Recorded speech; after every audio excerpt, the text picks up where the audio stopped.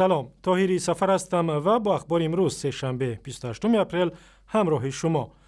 مقامات افغانستان میگویند درگیری شدید میان نیروهای امنیتی و جنگجویان طالب در شهر قندوز واقع در نزدیکی مرز با تاجیکستان ادامه دارد. به گفته آنها تعداد زیادی جنگجویان طالب به پاسگاه‌های ارتش و ماموران پلیس افغانستان حمله بردند و بیشتر از 40% قلمرو ولایت قندوز را تصرف کردند. عمر صفی رئیس ولایت روز 27 اپریل به رادیو آزادی گفت تقریبا 3000 طالب با ضد نیروهای دولتی در 5 ناحیه بزرگ ولایت می جنگند. در نتیجه درگیری ها تا کنون 8 مأمور امنیتی افغان و 10 جنگجوی طالب کشته شدند. مقامات تاجیکستان گفتند که اوضاع در این منطقه نزد مرزی افغانستان را از نزدیک مشاهده می کنند. بعد از 3 روز اعتراض 10 نفر از تاجران بازاری شوهمنسور معروف به بازاری زیلیانی در دوشنبه، رئیس شهر محمد سعید عبیدالله با تاجران ملاقات کرده است.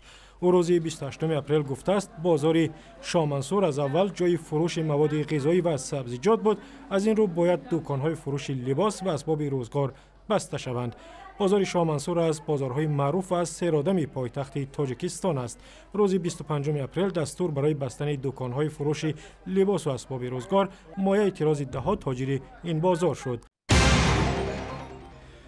نمایندگان حکومت‌های تاجیکستان و ترکمنستان روز 28 اپریل در شهر دوشنبه همکاری‌های دوجانبه و تقویت تجارت بین دو کشورها بررسی کردند. در نشست کمیسیون مشترک بین حکومت تاجیکستان و ترکمنستان در دوشنبه دو طرف عمدتاً درباره وضع و دورنمای همکاری‌های اقتصادی، تجارتی و علمی و فنی گفتگو کردند.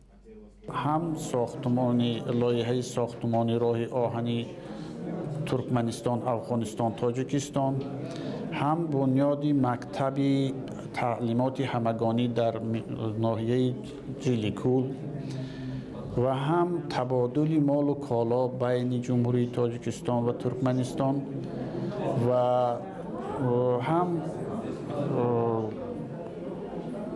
خط انتقال لوله گاز در بین ترکمنستان، افغانستان، قرقیزستان، تاجیکستان و چین.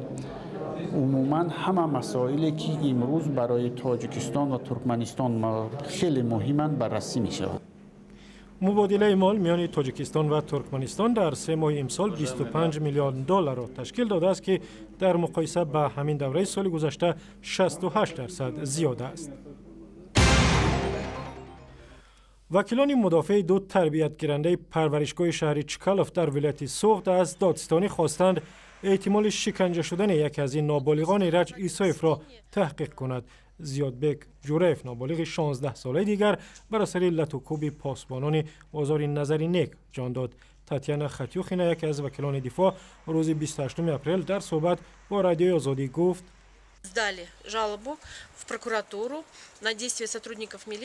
ба додситонӣ алайҳи кормандони полис ки эраҷ исоевро латукӯб карданд. ғайр аз ин ӯро хилофи қонун 18 соат дар идораи полис нигаҳ доштанд ва ӯро бе ҳузури муаллим, мураббӣ ва вакили дифоъ гаштаву баргашта мавриди пурсиш қарор доданд, шикоят бурдем.